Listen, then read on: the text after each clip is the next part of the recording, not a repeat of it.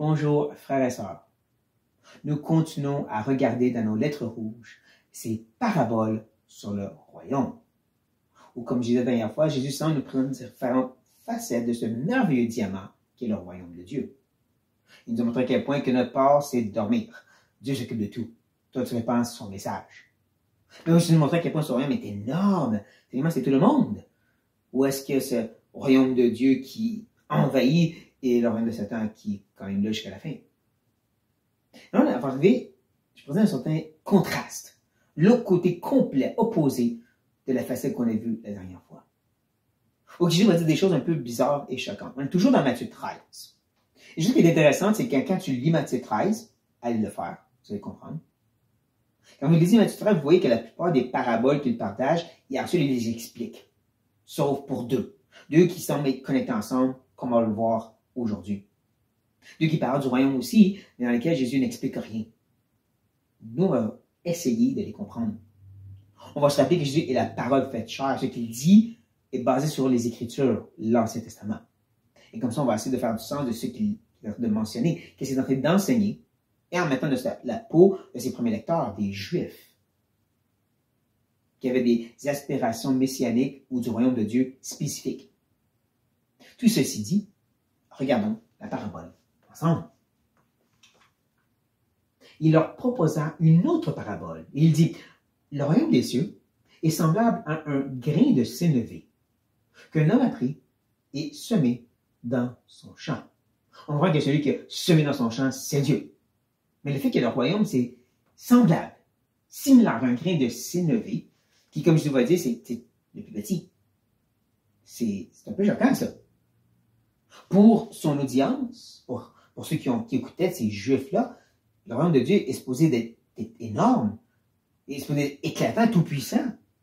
La venue du Messie, pour eux, c'était une venue triomphale qui allait vraiment vaincre les ennemis incroyablement et puissamment.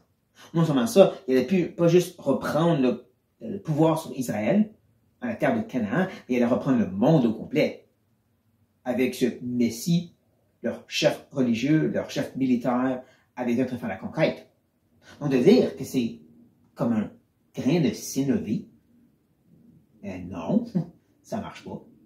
Et je vais continuer à les déranger. Il va dire ceci. C'est le plus petit de tous les semences. Je t'en pas certain. Mais, quand il a poussé, ok, oui, il est plus grand que les légumes. Il devient un arbre. On aime ça, je vais continuer. De sorte que les oiseaux du ciel viennent habiter dans ses branches. C'est cette phrase qui semble un peu particulière. C'est quoi cette idée des oiseaux qui viennent habiter dans ses branches? Ok, le royaume a grandi, on peut accepter ça. C'est quoi ça, les oiseaux? Surtout que pour l'Ancien Testament, les oiseaux, en grande partie, c'était des animaux impurs. Il y a beaucoup des oiseaux que les Juifs ne devaient pas manger.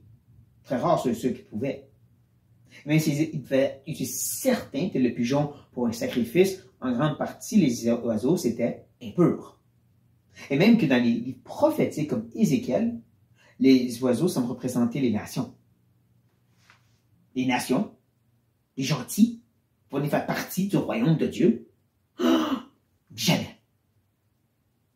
Il y a une sorte d'aspect de choc, de frustration. Comment tu dire ça? On peut se mettre dans leur peau.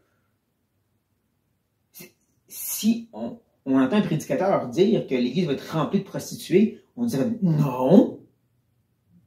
S'ils se repentent peut-être, là, mais c'est frappant ce qu'il dit.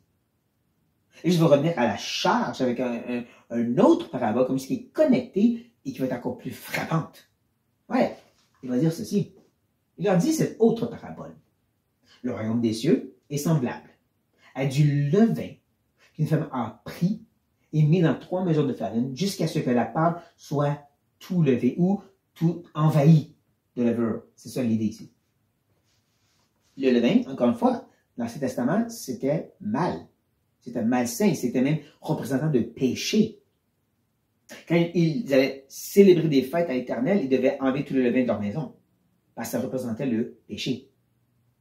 Même pas dans le Nouveau Testament, on va utiliser la même image, c'est-à-dire enlever le levain de ce vieux levain, je veux dire, de l'Église, en d'autres mots, enlever le pécheur. Donc Jésus dit que le royaume de Dieu, C'est semblable à une femme, déjà une femme, c'est pas beau pour les Juifs, qui met du levain et le levain finit par envahir tout le pain. Envahir tout le royaume. Oh. Là, avec l'idée des oiseaux de tantôt qui représentaient les gentils, les nations, est-ce que c'est que Jésus est en train de dire justement que les gens des nations, que les gentils vont venir à envahir le royaume de Dieu, au point que ça va être quelque chose de totalement différent, totalement gentil? Pensez-y, là. C'est ça l'Église. Même si ça a commencé, en grande partie, l'était juif, les premiers disciples, l'Église, tranquillement, les gentils, comme nous, on a commencé à rentrer, et tranquillement aussi, l'Église a été transformée. Au tout début, il était quand même rattaché au temple, aux certaines fonctions et pratiques juives, mais tranquillement, ils ont commencé à s'en défaire. Et c'est devenu quelque chose de totalement différent. Ce qu'on a présentement, qui est l'Église, est totalement différent de ce qu'on voit dans la communauté juive qui existait dans l'Ancien Testament, avec leurs cérémonies, avec leur sacrifice animal, avec le temple, et ainsi de suite. Et donc, comme je dis, pour l'audience, ça a été choquant d'entendre ça. Ce qui pour nous, on dit oui, c'est excellent. Mais on veut se mettre dans leur peau pour un instant. On veut se rappeler justement cette réalité que ce que Dieu va faire, c'est totalement différent et pas tomber dans le piège aussi de vouloir trop, je pourrais dire, contenir l'Église à quelque chose de juste conservateur ou moral. C'est tellement plus que ça, c'est des pécheurs qui viennent à la grâce. Et plus encore, il faut faire attention à ne pas vouloir revenir vers l'arrière. C'est quelque chose qui était envahi par le levure et qui est supposé autre chose. C'est triste qu'il y a beaucoup d'églises, beaucoup de chrétiens qui cherchent à retourner vers les pratiques juives. Et des fois, pas juifs Ancien Testament, juifs traditionnels de nos jours. Il y a beaucoup d'églises qui cherchent à repratiquer la Pâque juive, après de se rappeler le sacrifice de Christ et le repas du Seigneur. Ils disent qu'il va revenir juste pour mieux comprendre, mais en réalité, tu ne saisis pas comme il faut. Tu ne réalises pas que ce qui était n'était qu'un fondement sur lequel a été bâti quelque chose de beaucoup mieux. Ou que la levure a envahi, pris le dessus.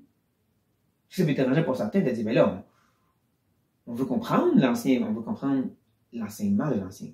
On veut comprendre ce que Dieu, comment Dieu se révélait dans l'ancien. Comment il révélait son Fils et son évangile dans l'ancien. Et non pas s'attacher aux pratiques qui ont été maintenant envahies par la levure et transmettre autre chose. Mais bon, je ne vais pas trop vous choquer ce matin. Mon but, c'est quand même de nous rappeler Dieu a fait quelque chose de totalement grandiose en amenant la levure du sang de Jésus et transforme totalement cette communauté en une autre sorte de communauté. Sur ce, notre frère et sœur, je vous encourage à regarder comme il faut, comment le Nouveau Testament nous montre quelque chose de plus glorieux. Et soyez bénis par ça, chers frères et sœurs.